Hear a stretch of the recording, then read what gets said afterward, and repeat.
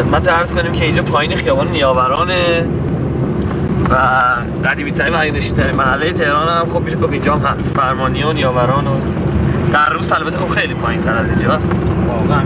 باغا همه دروسه. ما دروس نرفتیم. شاید تو اون دورایی که رسیدی سمت چپ برو بالا. چپ برم؟ آره دیگه همش دیگه کوبیت. آره دقیقا باید از اون رو رد کنی.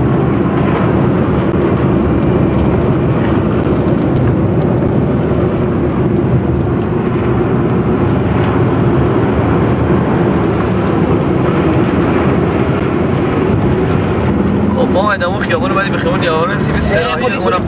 ما داریم دیگه تقریبا مرتفع ترین جای تهران نزدیک میشن، یعنی دیگه همش رو بالای کوه.